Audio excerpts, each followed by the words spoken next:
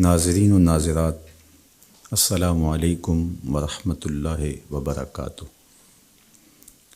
اس وقت پوری دنیا میں وبائی امراض خوف و ہراس کے پر پھیلائے ہوئے ہیں اور پوری انسانیت لرز رہی ہے۔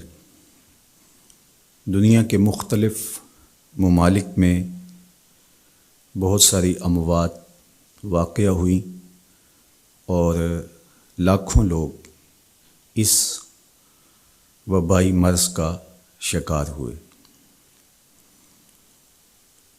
زندگی کتنی عزیز ہے اور موت کا خوف انسانی وجود پر کس طرح طاری ہوتا ہے، آج ہم میں سے ہر شخص اس کو محسوس کر رہا ہے۔ پناہ گاہوں کی تلاش ہے اور ہر ممکنہ تدبیر کی جا رہی ہے کہ میری زندگی کا دیا روشن رہے اور میں سلامتی کے ساتھ اس مشکل دور سے گزر جاؤں، میرے اہل میں، میرے دوستوں میں اور میرے اقرباء میں کوئی ایسی خبر مجھے سننے کو نہ ملے جو میرے لیے اذیت کا سبب ہو۔ یقیناً زندگی اللہ کا بہت بڑا انعام ہے اور ہمیں اللہ سے ہمیشہ خیر مانگنے کی، عافیت طلب کرنے کی ترغیب دی گئی ہے۔ میرے اور آپ کے آقا و مولا حضور ختم المرتبت صلی اللہ علیہ وآلہ وسلم نے اپنی امت کو تعلیم دیتے ہوئے ارشاد فرمایا، صلی اللہ العفو والعافیہ، اللہ سے معافی طلب کرو، اللہ سے عافیت طلب کرو۔ کبھی جنگ نہیں مانگنی چاہیے، امن مانگنا چاہیے۔ کبھی بیماری نہیں مانگنی چاہیے، صحت مانگنی چاہیے۔ لیکن اگر بیماری آ جائے تو حوصلے کے ساتھ اللہ کے حضور شفا مانگتے ہوئے صبر کے ساتھ اس وقت کو گزارنے کی تعلیم دی گئی ہے۔ اسی طرح اگر جنگ مسلط کر دی جائے تو استقامت کے ساتھ ڈٹ جانے کی تعلیم ارشاد کی گئی ہے۔ لیکن ہمیشہ اللہ سے عافیت طلب کرنے کا ہی کہا گیا ہے۔ اللہ ہم سب کو اپنی عافیتوں کے سائے میں رکھے۔ ہمارے اوپر جو بیماریاں آتی ہیں، جو مصائب آتے ہیں، جو تکلیفیں آتی ہیں، وہ دو طرح کی ہوتی ہیں۔ ایک تکلیفیں تو وہ ہیں جو ہمارے ان اعمال کا نتیجہ ہوتی ہیں جو ہم شب و روز کرتے ہیں۔ بیماریوں کا آنا ہماری بد پرہیزیوں کا نتیجہ ہے، وقت پہ سونا نہ، معمولات زندگی کا درست نہ ہونا اور آرام کا جو وقت ہمیں میسر ہونا چاہیے کسی وجہ سے وہ حاصل نہ ہو پانا، بر وقت نہ کھانا یا بے تحاشا کھا لینا۔ کوئی شخص نشہ لیتا ہے تو اس کے نتیجے میں وہ بیمار ہوگا۔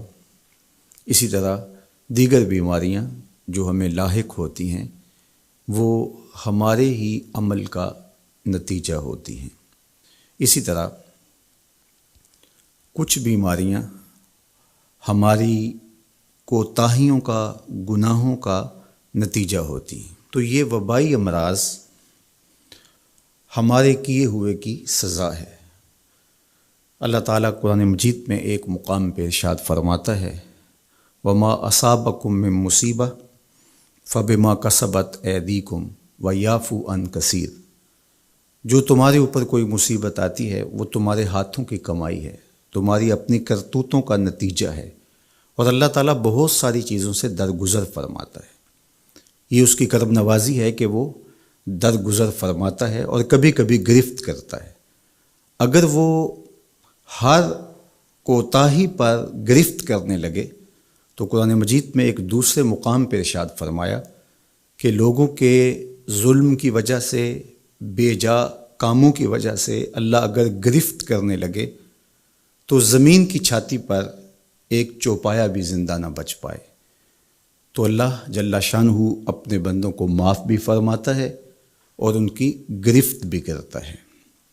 پچھلی امتیں جب گناہوں میں مبتلا ہوتی تو ان کو تنبیہات کی جاتی، ان کو سمجھایا جاتا انبیاء علیہم السلام کے ذریعے سے، اور انہیں چھوٹے عذاب کے جھٹکے دے کر کے تنبیہ کی جاتی۔ لیکن جب وہ قومیں نہ سنبھلتی تو اللہ تعالیٰ جل شانہ ان کے اوپر عذاب استیصال نازل کرتا۔ عذاب استیصال یہ ہے کہ وہ قومیں وجود سے مٹا دی جاتی۔ اس امت پر اگرچہ یہ کتنے بڑے جرم ہی کیوں نہ کریں، ان پر عذاب استیصال نہیں آئے گا۔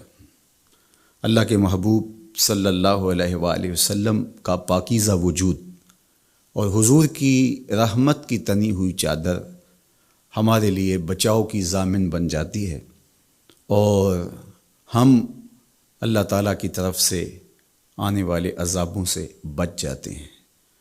کفار مکہ نے باقاعدہ مطالبہ کیا، اے اللہ اگر تیرا یہ رسول سچا ہے فامطر علینا حجارۃ من السماء، تو آسمان سے ہمارے اوپر پتھر نازل کر۔ تو حضور صلی اللہ علیہ وآلہ وسلم کے رب نے کیا جواب دیا؟ وما کان اللہ لیعذبہم وانت فیہم۔ محبوب، اللہ کی یہ شان نہیں ہے کہ تو ان کے اندر رہتا ہو اور میں ان پر عذاب نازل کروں۔ حالانکہ پچھلی امتوں پر عذاب نازل ہوا اور یہ امت خود عذاب مانگ رہی ہے۔ کفار نے عذاب طلب کیا لیکن کہا کہ محبوب تیری وجہ سے میں ان پر عذاب نازل نہیں کروں گا، اگر ان کی رحمت نہ ہو درمیان میں ابھی آگ لگ جائے دونوں جہاں میں۔ تو وہ عذاب استیصال جو قوموں کے وجود کو مٹا دیتا ہے، امت مصطفیہ پر، حضور علیہ السلام کے غلاموں پر وہ کبھی بھی نہیں نازل ہوگا۔ لیکن آزمائشیں، ابتلائیں اور سزائیں ان کو وقفے وقفے سے دی جاتی ہیں تاکہ یہ سنبھل جائیں اور اپنے اعمال کو درست کریں اور اپنا محاسبہ کریں۔ اگر وہ اس کے باوجود بھی نہ سمجھیں تو اللہ تعالیٰ جل شانہ کی سخت ناراضگی کا موجب ہے۔ اہل ایمان پر جو ابتلائیں آتی ہیں، جو آزمائشیں آتی ہیں، اس پر جب وہ صبر کرتے ہیں اور اللہ کی طرف رجوع کرتے ہیں تو ان کو اس کا اجر اور اس کا صلہ دیا جاتا ہے۔ حضور نبی رحمت صلی اللہ علیہ وآلہ وسلم نے ارشاد فرمایا کہ مومن کے پاؤں میں کانٹا بھی چبھتا ہے تو وہ بھی اس کے گناہوں کا کفارہ بنتا ہے، وہ بھی اس کے لیے بہتری کا ضامن بن جاتا ہے۔ تو جو وبائیں آتی ہیں، تکلیفیں آتی ہیں، تو وہ اس کے لیے بہتری کی ضامن ہوتی ہیں۔ اسی لیے تو وباؤں سے جو اللہ پر یقین رکھتے ہوئے انتقال کرتے ہیں وہ شہید کے زمرے میں آتے ہیں۔ کتنا بڑا درجہ ہے شہادت کا، لیکن ان کو یہ نصیب ہوتا ہے۔ وہ اپنے آپ کا محاسبہ کرتے ہیں۔ کیسے ہمیں پتہ چلے کہ جو مصیبت ہمارے اوپر آئی ہے وہ سزا ہے یا ابتلا ہے؟ تو علماء نے کہا کہ جو وبا، جو مصیبت، جو تکلیف تمہیں پہنچتی ہے اس پر اگر تمہیں اللہ کی طرف رجوع نصیب ہوتا ہے تو وہ ابتلا ہے، اس سے تمہارے درجے بلند ہوں گے، تمہارے گناہ مٹیں گے۔ اور اگر ان آزمائشوں، ان امتحانات اور ان وباؤں کے باوجود بھی تمہارا اللہ کی طرف رجوع نہیں ہوتا اور تم اسی طرح اپنی زندگی کو گزارتے ہو جس طرح اس سے قبل گزارتے ہو، تو وہ تمہارے لیے سزا ہے۔ تو مجھے اور آپ کو اس موقع پر دیکھنا ہوگا کہ ہم کس مرحلے سے گزر رہے ہیں، ہماری کیفیت باطن کیا ہے۔ کیا یہ خوف و ہراس کا عالم اور یہ وبائی امراض اور اس وقت پوری دنیا کے اوپر جو کیفیت ہے وہ ہمارے لیے اللہ کی قربت کا سبب بن رہی ہے، رجوع اللہ کا ذریعہ بن رہی ہے، توبہ و استغفار کا سبب بن رہی ہے؟ ہم اللہ تعالیٰ جل شانہ کی قربت حاصل کرنے کے لیے کوشاں ہو گئے ہیں، یا کہ ہمارے رویے، ہمارا طرز زندگی اور ہمارا انداز معاشرت بالکل تبدیل نہیں ہوا، اور ہم جس طرح کی زندگی پہلے گزار رہے تھے اس طرح کی ہی زندگی بسر کر رہے ہیں، تو پھر یہ ہمارے لیے سزا ہے، ورنہ ہمارے لیے ابتلا ہے، آزمائش ہے، امتحان ہے، اور ہم اس میں اللہ کی قربت کے ذریعے سے اللہ کی پناہ میں آ کے سرخرو ہو رہے ہیں، کامیاب اور بامراد ہو رہے ہیں۔ یہاں ہمیں دیکھنا ہوگا کہ اس وقت سسکتی انسانیت کے لیے ہمارا رویہ کیا ہے۔ کیا ہم نے اشیاء خورد و نوش سے لے کر کے ضروری ادویات تک اور انسانی ضرورت کے لیے اس وبا سے بچنے کے لیے جو ماسک پہنا جاتا ہے اس کو حصول زر کا ذریعہ بنایا، یا کہ ہم انسانیت کی خدمت کے لیے اس وقت میدان عمل میں موجود ہیں؟ تو ہم اپنے عمل سے، اپنے رویے سے اپنے آپ کو جج کر سکتے ہیں، اپنے آپ کو دیکھ سکتے ہیں۔ اقبال نے کہا تھا اپنے دل سے پوچھ، ملا سے نہ پوچھ۔ تو ہمیں اپنے اندر سے فتویٰ ملتا ہے ہم کس جگہ پہ کھڑے ہیں، تو ہمیں اس حوالے سے اپنے آپ کو دیکھنا چاہیے۔ اللہ تعالیٰ جل شانہ نے ہمیں اس ابتلا میں، اس آزمائش میں مبتلا کیا ہے، تو اس میں اس کی حکمت بالغہ کیا ہے ہم نہیں جانتے، لیکن ہم اس کی طرف ہی رجوع کر کے، اس کے حضور عجز کر کے، اپنے گناہوں کی معافی مانگتے ہوئے کثرت استغفار کے ذریعے سے اس میں کامیاب اور سرخرو ہونے کی کوشش کریں۔ اللہ جل شانہ کے محبوب علیہ السلام نے ہمیں مشکلات سے صبر کے دامن کو تھام کر گزرنے کی تلقین کی ہے، اور صبر اجر کا ضامن بنتا ہے، اور اگر بے صبری کے ذریعے سے اور واویلے کے ذریعے سے ہم وقت گزارتے ہیں تو تکلیف تو اس سے کم نہیں ہوتی، لیکن اجر برباد کر بیٹھتے ہیں۔ ہمیں ایسی مشکل گھڑیوں میں صدقہ و خیرات کے ذریعے سے اللہ کی قربت اختیار کرنے کا حکم دیا گیا۔ فرمایا گیا داؤ مرداکم بالصدقہ، اپنے مریضوں کا علاج صدقے سے کرو، تمہارے امراض کا علاج صدقے میں چھپا ہوا ہے۔ جب تم صدقہ کرتے ہو تو مشکلیں ٹلتی ہیں، تکلیفیں دور ہوتی ہیں، اور پھر تضرع کے ساتھ، زاری کے ساتھ، دعاؤں کے ساتھ، التجاؤں کے ساتھ اللہ کے حضور پیش ہو جاؤ۔ تم امتحان گاہ میں کھڑے ہو، وَاسْتَقْبِلُوا امواج البلا بالدعاء والتضرع، فرمایا کہ بلاؤں اور آزمائشوں کی موجیں جب تمہاری طرف بڑھ رہی ہوں تو تم تضرع اور زاری کے ساتھ اللہ کی مدد اور اللہ کی پناہ لے لو، اور جب تم اس کی پناہ میں آ جاؤ گے تو پھر تکلیفیں تمہارا کچھ نہیں بگاڑ سکتی، تمہارے درجے بلند ہوں گے، اور تمہاری خطاؤں سے اللہ درگزر فرمائے گا، اور تمہارے لیے راحتوں کے، کرم نوازیوں کے در کشادہ ہوں گے۔ اللہ جل شانہ کی بارگاہ میں ہم دعا بھی کریں، کثرت کے ساتھ استغفار بھی طلب کریں، چونکہ استغفار ہمارے لیے تریاق کا درجہ رکھتا ہے، بالخصوص جب ہم ان حالات میں ہیں۔ حضرت سیدنا عمر رضی اللہ تعالی عنہ فرماتے ہیں لو نزلت صاعقۃ من السماء ما اصابت مستغفرا، آسمان سے کڑکتی ہوئی بجلیاں بھی نازل ہوں تو جو استغفار کر رہا ہوگا وہ ان سے محفوظ رہے گا۔ تو استغفار کرنے والا اللہ جل شانہ کی پناہ میں آ جاتا ہے، اس کی حفاظت کے حصار میں آ جاتا ہے۔ حضرت امام شافعی علیہ رحمہ فرماتے ہیں کہ میری زندگی کا نچوڑ، میں نے جو دین پڑھا ہے، دین سمجھا ہے، تو اس کا خلاصہ یہ ہے کہ ما رأیت انفع للوباء من التسبیح، وباؤں اور ابتلاؤں کے اندر تسبیح سے بہتر میں نے کوئی وظیفہ نہیں پایا ہے۔ تو جب آپ اللہ کی تسبیح بولتے ہیں، اس کی پاکی بولتے ہیں، تو آپ اللہ کی رحمتوں کے حصار میں آ جاتے ہیں، اس کی پناہ میں آ جاتے ہیں۔ تو اللہ تعالیٰ جل شانہ آپ سے مصیبتوں کو اٹھا لیتا ہے، تکلیفوں کو اٹھا لیتا ہے۔ تو استغفار طلب کیجئے، اللہ کی تسبیح بولیے، اور قرآن مجید کی کثرت کے ساتھ تلاوت کیجئے۔ آج جب کہ فرصت کے لمحے ہمارے ہاتھ آ ہی گئے ہیں اور ہم کسی وجہ سے گھروں میں بیٹھ ہی گئے ہیں، تو اس موقع پر ہمیں کتاب اللہ کے ساتھ جڑنا چاہیے۔ کتاب اللہ کے ساتھ ہمارا تعلق جتنا مضبوط ہوگا، اللہ پر یقین اتنا ہی پختہ سے پختہ تر ہوتا چلا جائے گا۔ لیکن آج اگر سویر سے لے کر شام تک اور شام سے لے کر سویر تک ہم اپنا وقت یوں ہی برباد کر رہے ہوں اور ہمیں قرآن مجید کھول کر کے پڑھنے کی توفیق بھی میسر نہ آئے، تو پھر اس کا مطلب یہ ہے کہ ہم اس سزا کو کاٹ رہے ہیں، اس ابتلا سے اللہ کی قربت حاصل نہیں کر رہے۔ تو قرآن مجید کی تلاوت ہمیں اللہ کی قربت دیتی ہے، بلکہ ایک روایت میں آیا کہ جو شخص قرآن مجید کی تلاوت میں مشغول رہا اور اس مشغولیت کی وجہ سے اس کو دعا مانگنے کا موقع بھی نہ مل سکا، اللہ اس کو دعائیں مانگنے والوں سے زیادہ عطا فرمائے گا، چونکہ وہ اللہ کے کلام کے اندر مصروف ہو گیا۔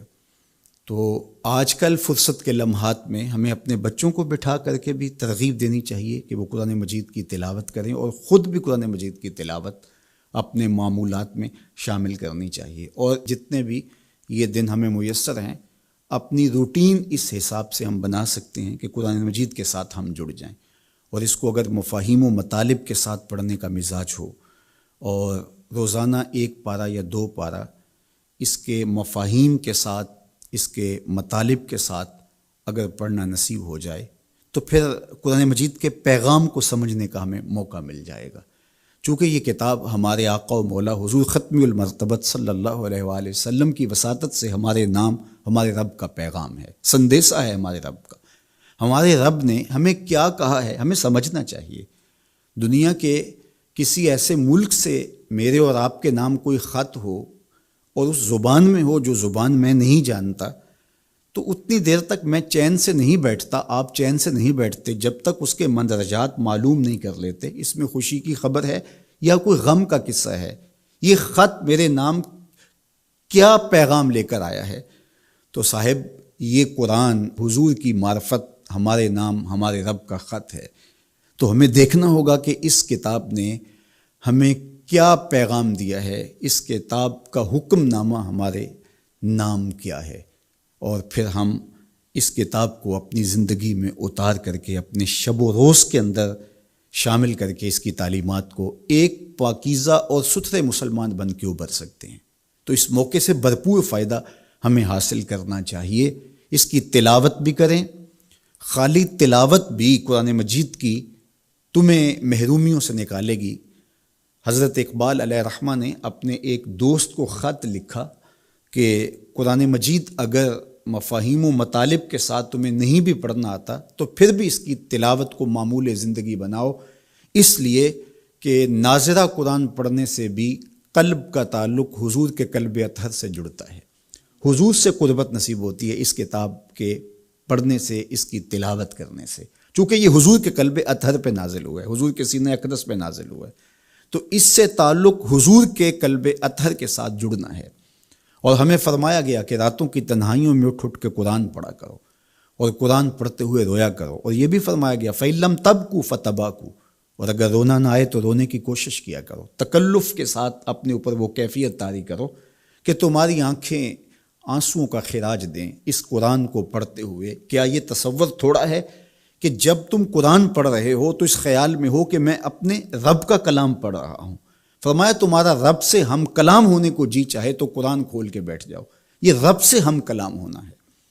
حضرت داتا گنج بخش علی حجویری علیہ الرحمہ سے ایک مرید نے کہا حضرت اگر رونے کی کوشش کریں تو پھر بھی رونا نہ آئے تو فرمایا پھر اپنے مقدر پہ رویا کرو، تم اتنے سنگ دل ہو گئے ہو کہ تم رونا بھی چاہتے ہو لیکن تمہاری آنکھیں آنسوں کا خراج نہیں دیتی۔ تو اس کتاب کے ساتھ جڑ کے، اس کتاب کے ساتھ وابستہ ہو کے، اس کے ساتھ تعلق خاطر قائم کر کے اپنی زندگی کو سنوارا جا سکتا ہے۔ یہ کتاب زندگی ہے، یہ نسخہ حیات ہے، نسخہ کیمیا ہے۔ فاش می گوئم آنکھ در دل مزمرست، این کتاب نیز چیز دیگرست۔ اقبال نے کہا اگر میں کھل کے بتا دوں جو میرے سینے میں پوشیدہ ہے، یہ کتاب نہیں، یہ کوئی اور ہی چیز ہے، یہ زندگی بخش ہے، یہ حیات آفری ہے، اس کا ایک ایک لفظ نور دیتا ہے، اس کا ایک ایک حرف اجالے بانٹتا ہے۔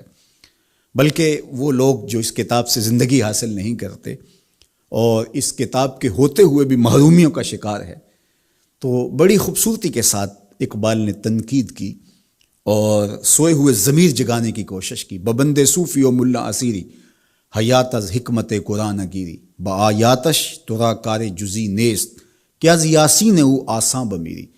اقبال کہتے ہیں تو جاہل صوفی اور کاہل ملا کے ایسے پھندے میں پھنسا کہ تو نے قرآن سے زندگی تلاش نہیں کی۔ قرآن کی آیتوں سے تجھے صرف اتنا سروکار ہے، جب تیرے بوڑھے کی روح اٹک گئی تو سورہ یاسین لے کے بیٹھ گیا کہ میں اس کی تلاوت کروں اور اس کی روح آسانی سے نکل جائے۔ اقبال کہتے ہیں اس میں کوئی شک نہیں ہے، مرنے والے کو اس کا فائدہ ہوتا ہے، لیکن مجھے افسوس اس بات کا ہے کہ اس قرآن سے بھی تو نے مرنا ہی سیکھا، کاش اس قرآن سے جینا سیکھ لیا ہوتا۔ یہ تجھے زندگی کے کرینے سکھاتا، تجھے اسلوب حیات بتاتا، تجھے جینے کا طریقہ بتاتا، تجھے محمد عربی کی دہلیز پہ لے جاتا، تمہیں خدا کی قربت دیتا، خشیت الہی کے اجالے دیتا۔ یہ کتاب زندگی بخش اور حیات آفری تھی، تو نے کیوں اس کتاب کے ہوتے ہوئے اپنے آپ کو محرومیوں کے سپرد کر دیا؟ تو یہ موقع ہمیں ملا ہے زندگی کی گہما گہمی میں، زندگی کی چکا چون میں، سویر سے شام تک، شام سے سویر تک بھاگم بھاگ لگی تھی، تو کسی وجہ سے لمحے فرصت کے ہاتھ آ ہی گئے ہیں۔ تو آئیے ہم اپنا ربط کتاب اللہ سے جوڑیں، قرآن سے جڑ جائیں اور اس کی تلاوت کو شعار زندگی بنا لیں۔ گر تو می خواہی مسلمہ زیستن، نیست ممکن جز بقرآن زیستن۔ اگر تو مومن بن کے، مسلمان بن کے جینا چاہتا ہے تو قرآن کے بغیر تیرا ایک لمحہ بھی نہیں بیت سکتا۔ تو اس کتاب کے ساتھ ہمیں وابستہ ہونا چاہیے، روزانہ 1-2 پارے خود بھی پڑھنے چاہیے اور اپنے بچوں کو بھی اس کی ترغیب دینی چاہیے۔ روزانہ ہماری صبح کا آغاز تلاوت کلام مجید سے ہو تو زندگی کتنی خوشگوار، پر نور، تاباں اور منور ہوگی۔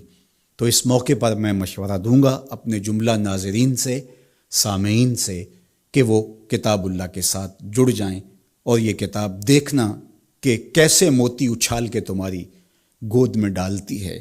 یہ دنیا کی واحد کتاب ہے جو اپنے قاری کو اس کے نفسیات کے مطابق، اس کے مبلغ علم کے مطابق، اس کے ظرف کے مطابق اس کو عطا کرتی ہے۔ دنیا کی کتنی کتابیں ہیں جو ایک عام شخص کے لیے تو دلچسپ ہیں، لیکن جو علم کی بلندیوں پر اڑ رہا ہے تو اس کے لیے اس کتاب میں کچھ بھی نہیں ہوتا۔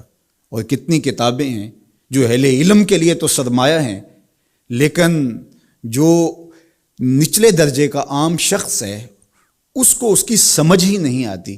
لیکن قرآن ایک ایسی کتاب ہے، اس کو جس طبقہ زندگی سے تعلق رکھنے والا پڑھے، چاہے وہ ایک عام شخص ہو اور چاہے وہ بہت بڑا مدقق ہو، جو بھی پڑھے قرآن اس کو اس کے ظرف کے مطابق فیض دیتا ہے۔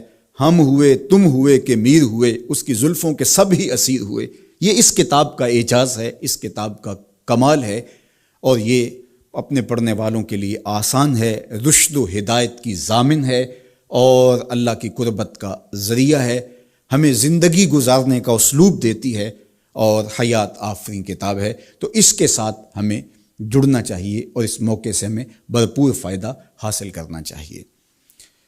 ایک بات میں یہ بھی عرض کرنا چاہوں گا کہ اس موقع پر خاص طور پہ ہمیں تھوڑا سا اپنا محاسبہ کرنے کے لیے بھی وقت مل گیا ہے۔ بھاگ دوڑ کے اندر سویر سے شام تک ہمیں اپنے آپ پر غور کرنے کا موقع نہیں ملا اور مقصد حیات کو سمجھنے کی فرصت نہیں ملی۔ ہم کیوں آئے تھے دنیا پر؟ مقصد زندگی کیا تھا؟ کیا رزق کمانا ہی مقصود حیات تھا؟ چلو حلال ہی صحیح، یہ تو کام چیونٹی بھی کرتی ہے، صبح اپنی بل سے نکلتی ہے، کسی کو ضرر نہیں دیتی، تکلیف نہیں پہنچاتی، حلال رزق جمع کرتی ہے اور شام تک وہ اس کام میں لگی رہتی ہے۔ موسم برسات کے لیے بھی جمع کرتی ہے، اپنے بچوں کے لیے بھی ضرورت پوری کرتی ہے، کسی کو تکلیف بھی نہیں پہنچاتی۔ اگر یہی وظیفہ حضرت انسان کا ہے تو پھر انسان میں اور حیوانات میں، بہائم، وحوش، طیور میں فرق کیا ہوا؟ یہ اشرف المخلوقات پھر کس بات پہ ہوا؟ تو کیا یہ انسان کے لیے باعث شرف ہے؟ نہیں، انسان کے لیے شرف کا سبب کوئی اور ہے۔ اس نے اپنے مقصد کو سمجھنا تھا، آنے کے مقصود کو جاننا تھا، اور جو اپنے مقصود زندگی کو ہی نہیں سمجھ پایا تو قرآن نے ایک مقام پہ ارشاد فرمایا، من کان فی ھذہ اعمی فہو فی الآخرۃ اعمی، جو اس دنیا میں اندھا رہا کل قیامت کے دن بھی نابینا اٹھایا جائے گا۔ اس سے ان آنکھوں کی بے نوری مراد نہیں ہے، وہ تو حدیث پاک میں آتا ہے جو آنکھوں سے آزمایا گیا، ان دو محبوب چیزوں سے آزمایا گیا، تو اس کو اللہ تعالیٰ اس کے بدلے میں قیامت کے دن اجر دے گا، صلہ دے گا۔ دنیا کے اوپر اگر کسی کو بینائی نہیں دی گئی تو کتنی بڑی آزمائش ہے۔ جہاں اندھیرا ہے، کائنات کی رنگینیاں، خوبصورتیاں، کائنات کا جمال، یہ کیا کچھ ہے کائنات کے اندر، لیکن وہ کچھ نہیں دیکھ پایا۔ اب وہ ایک عجیب اذیت سے تو گزرتا ہے لمحہ لمحہ، تو اس کا صلہ اس کو اس کے بدلے میں آخرت میں دیا جائے گا۔ تو یہ نہیں کہ دنیا کے اوپر نابینا تھا کوئی، ان ظاہری آنکھوں میں روشنی نہیں تھی، تو قیامت کے دن بھی نابینا اٹھایا جائے، اس کا کیا قصور؟ اس سے مراد دل کا نابینا ہونا ہے۔ جو اس دنیا میں اندھا رہا، جس کے دل نے اللہ کی معرفت کا نور نہ پایا، جو مقصد زندگی نہ سمجھ پایا، جو مقصد زیست نہ سمجھ پایا، میں دنیا پہ آیا کیوں تھا، وہ کیا خوب کہا تھا اکبر الہآبادی نے، کیا بتائیں احباب کیا کار نمایاں کر گئے، بی اے کیا، نوکر ہوئے، پینشن ملی اور مر گئے۔ زندگی کا یہ مقصد تو نہیں ہے۔ تو زندگی کسی کام کے لیے، ہم اللہ کی معرفت حاصل کریں، اپنی زندگی کے مقصود اور مدعا کو سمجھیں کہ ہم کیوں تخلیق کیے گئے اور ہمیں فہم و فراست اور عقل و خرد سے کیوں نوازا گیا۔ تو وہ مقصد اگر ہم نے نہیں پایا تو اس موقع پہ ہمیں اپنا محاسبہ کر کے غور کرنا ہوگا اور اپنی زندگی کی راہوں کو درست کرنا ہوگا۔ اللہ کے حضور رجوع کریں، سچی توبہ کریں۔ آج یہ تھوڑے سے حالات دیگر گوں ہوئے اور موت آنکھوں کے سامنے رقص کرتی ہوئی نظر آئی۔ ابھی تو ہم نے سوشل میڈیا پہ مختلف لوگوں کی موت کے رقص کو دیکھا، ہم نے الیکٹرانک میڈیا کے اوپر مختلف ممالک کی خبریں دیکھیں اور دل لرزنے لگے۔ اور جب اپنی آنکھوں کے سامنے ان لوگوں نے یہ مناظر دیکھے ہوں گے تو کیا عالم ان کا ہوگا اور کیا کیفیت ان پر بیتی ہوگی، اور کس کرب سے، کس اذیت سے وہ گزرے ہوں گے۔ اور ہزاروں انسانوں میں سے کوئی ایک شخص آغوش موت میں اترا، اور اس کی سسکیاں اور آخری لمحے اس کی تڑپ اور اس کی بے چینیاں اور اس کے خاندان کی محرومیاں اور ان کی آنکھوں سے برستے ہوئے آنسو دل لرزا دیتے ہیں۔ تو ذرا 2 لمحوں کے لیے تصور کر لیجئے کہ اربوں انسان ہیں، تو چند ہزار لوگ آغوش موت میں اترے تو ہمارا وجود لرزنے لگا، تو وہ لمحہ کتنا دردناک ہوگا جب یہ زمین بھی لپیٹی جا رہی ہوگی، جب آسمان بھی لپیٹا جا رہا ہوگا اور ہر ذی روح اس دنیا سے رخصت ہو رہا ہوگا، اور خوف قیامت اور قیامت کا وہ زلزلہ، وہ جھٹکا، اپنے اطراف میں دائیں بائیں آگے پیچھے لاشیں گرتی نظر آئیں گی، اور پھر جسموں کے پرزے اڑتے ہوئے دکھائی دیں گے۔ اذا زلزلت الارض زلزالها واخرجت الارض اثقالها وقال الانسان ما لها یومئذ تحدث اخبارها۔ وہ داروگیر کے لمحے، وہ ایک خوفناک چنگھاڑ اور چیخ، وہ اتنا دردناک لمحہ ہوگا کہ ہول قیامت سے پیدا ہوتے ہوئے بچے کے بال سفید ہو جائیں گے۔ وہ اتنا دردناک لمحہ ہوگا۔ تو وہ لمحہ بھی آنے والا ہے اور ہم سب لوگ آغوش موت میں اترنے والے ہیں۔ اگر اس وبا سے میں اور آپ بچ کے نکل بھی جاتے ہیں تو کیا موت سے ہم بچ پائیں گے؟ تو یہ ہمارے لیے ایک جھنجھوڑنے کا لمحہ ہے، ہمیں تنبیہ کی جا رہی ہے، یہ تازیانہ عبرت ہے ہمارے لیے، اور ہم اپنی آخرت کی بہتری کے لیے کوشش کر لیں اور دیکھیں کہ یہ لمحات زندگی کے اور یہ گھڑیاں جو آج ہمیں میسر ہیں، ایک وقت آئے گا یہ بھی میسر نہیں ہوں گی، اور اگر آج ہم نے عبرت حاصل نہ کی تو پھر سوائے ہاتھ ملنے کے کچھ نہیں ہوگا۔ وہ ایک فقیر تھا، بازار سے گزر رہا تھا تو لوگوں کو دنیا میں کھوئے ہوئے دیکھا تو دل میں رحم جاگا، تو ان کو سمجھایا کہ یہ سب کچھ دنیا ہی نہیں ہے، اس دنیا کے بعد بھی کوئی جہاں ہے، تم نے کسی کے حضور پیش ہونا ہے اور اپنے اعمال کی جواب دہی تمہارے کندھوں پہ ہے، تو آؤ اپنی آخرت کو یاد کرو اور اپنے رب سے تعلق جوڑ لو۔ لوگوں نے کہا جا بابا کام کر، تجھے کیا پتہ کہ دنیا کی لذتیں کیا ہیں اور ہم کس کام کاج میں لگے ہیں، جا اپنا کام کر۔ وہ شخص دل برداشتہ ہو گیا، وہاں کھڑا ہو کے آنسو بہانے لگا۔ کوئی شخص گزرتا ہوا رکا تو اس نے ایک شخص کو روتے ہوئے دیکھا تو رک کے کہنے لگا کہ کسی نے تجھے تنگ کیا ہے، کسی نے تیرے اوپر کوئی زیادتی کی ہے، تم کیوں رو رہے؟ اس نے کہا کسی نے کوئی زیادتی نہیں کی، بس ان کے رویے نے رلا دیا۔ کہا کیا ہوا؟ کہا گزر رہا تھا، ان کو دنیا میں کھوئے ہوئے دیکھا، دل میں خیال جاگا کہ ان بندوں کی اور رب کی صلح ہی نہ کروا دوں۔ تو کہا پھر کیا بنا؟ کہا وہ تو مان گیا تھا، یہی نہیں مانے۔ وہ تو کہتا تھا لے آ میری دہلیز پہ، میں سارے گناہ معاف کر دوں گا۔ التائب من الذنب کمن لا ذنب لہ، گناہ سے توبہ کرنے والا ایسا ہو جاتا ہے جس طرح اس نے گناہ کیا ہوا ہی نہیں۔ نامہ اعمال سے بھی گناہ مٹا دیے جاتے ہیں، فرشتوں کی یادداشتوں سے بھی محو کر دیے جاتے ہیں، اور گناہ جس جگہ پہ کیے زمین گواہ ہوتی ہے، ہاتھ پاؤں گواہ ہوتے ہیں، سب جگہوں سے محو کر دیے جاتے ہیں۔ اور گناہ سے توبہ کرنے والا ایسے ہوتا ہے جیسے اس نے ابھی ماں کے پیٹ سے جنم لیا ہو۔ تو کہا وہ تو کریم ہے، سورج ابھی مغرب سے طلوع نہیں ہوا، رحمت کا در کشادہ ہے، توبہ کا دروازہ بند نہیں ہوا، تو میرا خیال تھا ان بندوں کی اور رب کی صلح کروا دوں۔ تو وہ تو مانتا تھا ہم تو مائل بکرم ہیں، کوئی سائل ہی نہیں، لیکن ان سے بات کی تو یہ نہیں مانے۔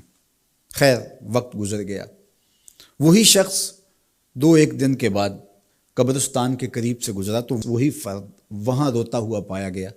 تو اس نے پھر اپنی گاڑی، اپنی سواری روکی اور کہا بابا عجیب شخص ہے، بازاروں میں بھی روتا ہے، قبرستانوں میں بھی روتا ہے، آج کیا مسئلہ تجھے ہوا؟ کہا مسئلہ وہی میرا کل پرسوں والا ہے۔ کہا کیا ماجرا ہوا؟ کہا بازار میں گیا تھا اور میرا خیال تھا کہ بندوں اور رب کی صلح کروا دوں، وہ تو مان گیا لیکن یہی نہیں مانے، مایوس ہو کے آج قبرستان والوں کے پاس آ گیا اور یہاں میرا خیال یہ ہوا ان کی اور اس کی صلح کروا دوں۔ تو بڑی دلچسپی سے پوچھا کہ آج کیا بنا؟ کہا آج یہ مان گئے ہیں، وہ نہیں مانتا۔ تو قبل اس سے کہ ہم مانیں، یا لیتنی قدمت لحیاتی، ہائے میں نے یہ زندگی آخرت کے لیے آگے بھیج دی ہوتی، لیکن وقت بیت چکا ہو۔ تو آج وقت ہے، وقت پر کافی ہے ایک قطرہ بھی آب خوش ہنگام کا، جل گیا جب کھیت برسا می تو پھر کس کام کا۔ میں نے تو کتب میں پڑھا ہے کل قیامت کے دن نیکوکار بھی پچھتائیں گے، بدکار بھی پچھتائیں گے۔ بدکاروں کا پچھتانا تو سمجھ میں آتا ہے، نیکوکار کیوں پچھتائیں گے؟ جب وہ اپنے اچھے اعمال کی جزا دیکھیں گے تو وہ پچھتائیں گے، جو چند لمحے ضائع کر دیے وہ بھی کیوں ضائع کر دیے، وہ بھی یاد الہی میں بسر کیے ہوتے۔ اور جنہوں نے اپنی زندگی گناہوں میں گزار دی، خواہشات نفس میں گزار دی، آرزوؤں اور تمناؤں میں بسر کر دی، 2 دنی 4 کے چکر میں پڑے رہے، دولت کے انبار لگ گئے، پھر بھی نفس رجا نہیں ہے، اندر کی خواہشات تشنا کی تشنا ہی رہیں، پھر بھی سیرابی نہیں ہوئی۔ کوزائے چشم حریصاں پر نشد، تا صدف کانے نشد پر در نشد۔ رومی علیہ رحمہ فرماتے ہیں حریص کی آنکھ کا پیالہ نہیں بھرتا۔ کہا کہ جب تک صدف کانے نہیں ہوتا اس میں موتی نہیں آتے، اور سادی شیرازی بولتے ہیں کہ پیٹ بھر جاتا ہے آنکھ نہیں بھرتی۔ تو ساری زندگی حال من مزید کے نعرے لگاتے رہے، جتنا بھی میسر ہوا پھر آگے بڑھتے رہے، آگے بڑھتے رہے، کسی جگہ پہ بھی فل سٹاپ نہ آیا، اور زندگی یوں گزرتی رہی، بسر ہوتی رہی، اور اپنی زندگی برباد کر دی، حتیٰ زرتم المقابر، یہاں تک کہ قبروں میں جا پہنچے۔ تو آج اپنی آنکھوں کے سامنے موت کا رقص دیکھ رہے ہیں، اور ہم پوری کائنات کے اندر دیکھ رہے ہیں کہ جو وسائل سے مالا مال تھے، جنہوں نے دنیا کو تسخیر کرنے کا دعویٰ کیا تھا، جن کا خیال یہ تھا کہ ہم ہر طرح کے حالات سے نپٹنے کی صلاحیت رکھتے ہیں، ہمارے پاس تمام وسائل میسر ہیں، لیکن آج کس طرح بے بسی کی تصویر نظر آتی ہیں۔ ایک چھوٹا سا وائرس ہے جو خوردبین سے دیکھا جاتا ہے، اور اس نے انسان کو بے بس کر دیا۔ تو انسان کو سمجھنا چاہیے کہ اللہ کی طاقت کتنی ہے۔ ایک تو قیامت کے دن جب لوگ آغوش موت میں ہوں گے، اور بڑے بڑے متکبرین، سرکش، متمردین، بادشاہ، شہنشاہ، کج کلا آغوش موت میں ہوں گے، تو اللہ تعالیٰ فرمائے گا آج کس کی بادشاہی ہے؟ تو کوئی نہیں بول سکے گا۔ اللہ فرمائے گا انا المالک، میں بادشاہ ہوں۔ فرمائے گا این المتکبرون، تکبر کرنے والے کہاں ہیں؟ تو کہاں ہوں گے تکبر کرنے والے؟ کوئی سر اٹھانے کے قابل نہیں ہوگا۔ اللہ فرمائے گا میں ہوں متکبر، کبریائی مجھی کو زیبا ہے۔ تو یہ کل جو ماننا ہے تو اچھا نہیں کہ آج ہی مان لیں اور اپنی زندگی کو اس کی راہوں پہ لگا لیں۔ تو یہ مختصر زندگی اللہ کی امانت ہے۔ اللہ جل شانہ ہمیں اس زندگی کو اس کے راستے میں لگانے کی توفیق دے۔ یہ آزمائش کی گھڑیاں یہ سزا کے جھٹکے، یہ عبرت کے تازیانے، یہ ہمارے سمجھانے کے لیے ہوتے ہیں۔ حضرت امام غزالی فرماتے ہیں یہ ڈوبتا ہوا سورج روز ہمیں بتاتا ہے کہ میاں زندگی پائیدار نہیں ہے، ایک دن تمہاری زندگی کا سورج بھی ڈوب جانا ہے۔ یہ پھیلی ہوئی قبریں، یہ جوانی سے بڑھاپے کی طرف بڑھتے ہوئے لوگ، یہ اٹھتے ہوئے جنازے، یہ سب کچھ تمہیں بتاتے ہیں۔ تم سمجھو اور اپنی زندگی کو خیر کی راہوں پہ ڈال لو۔ آج لمحہ ہے زندگی کا موجود لمحہ، اور آج کا پچھتاوا کل کی بہتری کی ضمانت ہوگا۔ کل کا پچھتاوا سوائے حسرت بڑھانے کے اور کچھ نہیں ہوگا۔ اللہ مجھے آپ کو زندگی کی اچھائیاں نصیب فرمائے۔ اج ساوی نے کھلے راہ وی نے، انج ٹوک انوکھڑے ٹوک دے نہیں، ٹر پویں تے پینڈے مک جاندے، کار بیٹھیاں فاصلے مک دے نہیں۔ تو آج ایک ایک قدم بھی چلیں گے تو منزل تک پہنچ جائیں گے، لیکن کل یہ قدم شل ہو جائیں گے، یہ زباں بولنے سے بند ہو جائے گی۔ یہ دارالعمل ہے، وہ دارالجزا ہے، پھر دارالجزا میں عمل نہیں ہوگا، پھر پچھتاوا، پھر ڈاڈا پچھتاوا، سخت پچھتاوا، حسرت پہ حسرت، دکھ، اذیت۔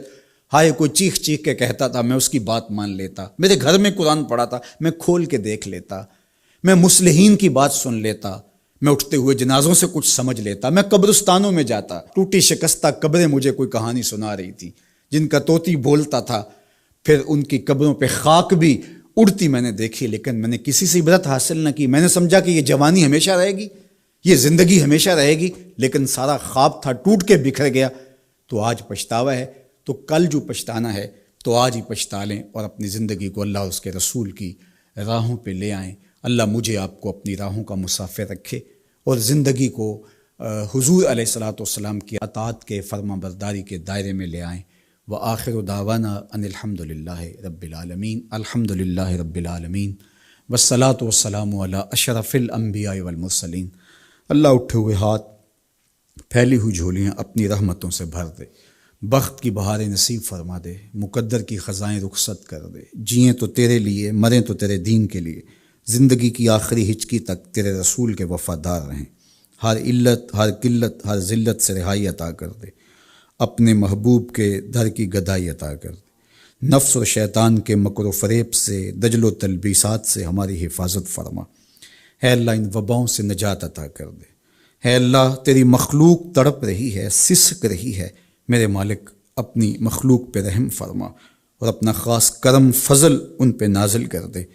اے اللہ اس وبائی مرض سے نجات عطا کر دے، اپنا خاص کرم فضل اللہ امت مسلمہ کا مقسوم کر دے۔ اللہ میرے وطن کی خیر فرما، میرے ملک کو امن کے اجالے عطا کر دے۔ اللہ میرے ملک کی معیشت کو جمال عطا کر دے، خیر، خیریت، برکت، رحمت اور راحت ہمارا مقدور کر دے۔ اٹھے ہوئے ہاتھ خالی نہ موڑنا، پھیلی ہوئی جھولیاں اپنی رحمتوں سے بھر دے۔ ساری زندگی اپنی چوکھٹ کا فقیر رکھنا، اپنی دہلیز کا نوکر رکھنا، کبھی کسی کا محتاج نہ کرنا، ہمیشہ اپنی چوکھٹ کا فقیر رکھنا۔ اللہ ہم تیرے عاجز، ناتواں، کمزور بندے تیری دہلیز پہ ہاتھ پھیلائے، جھولیاں پھیلائے تیری رحمت کی بھیک مانگ رہے ہیں۔ میرے مالک اپنے کرم سے ہماری جھولیاں اپنی رحمتوں سے بھر دے۔ اس وبائی مرض سے اہل وطن کو، پورے عالم کو نجات عطا کر دے۔ اے اللہ اس مرض کو دور کر دے، اس کو ہواؤں میں اڑا دے، دنیا کے افق سے اس کو غائب کر دے۔ اللہ جو موجود ہے اس کے لیے اپنے کرم سے دوائیں نصیب فرما۔ اے اللہ اپنا خاص کرم فضل اس وطن پاکستان کے شامل حال فرما، جو مسیحا قوم کے اس وقت اس بیماری کے ساتھ نبرد آزما ہیں اور مشکل حالات کے اندر مریضوں کی دیکھ بھال کر رہے ہیں۔ اللہ ان ڈاکٹرز کو حفاظتوں کے حصار میں رکھنا۔ ہماری پاک فوج، ہماری پولیس اور ہمارے ادارے جس طرح اس مشکل گھڑی میں قوم کے ساتھ آ کھڑے ہوئے، اپنی جانوں کو ہتھیلیوں پہ رکھ کے، اے اللہ ان کی حفاظت فرما، ان کے اہل و عیال کی حفاظت فرما، ان کے بچوں کی حفاظت فرما، ان کی نسلوں کو خوشبودار رکھنا اور اپنی پناہوں کا حصار عطا کرنا۔ اللہ میرے وطن میں نظام رسول کی بہاریں پیدا کر دینا۔ اللہ خیر اور بھلائی مقسوم کر دینا۔ اے اللہ سسکتی انسانیت کا یہ درد دیکھ کر کے دنیا کے جو کارپرداز ہیں ان کو یہ سوچنے کی توفیق دے کہ کشمیر میں، القدس میں اور دیگر بلاد اسلامیہ کے اندر سسکتی انسانیت کیسے وقت کاٹتی ہے، اور دنیا کے اوپر امن کے لیے پائیدار کوششیں کرنے کی توفیق عطا فرما۔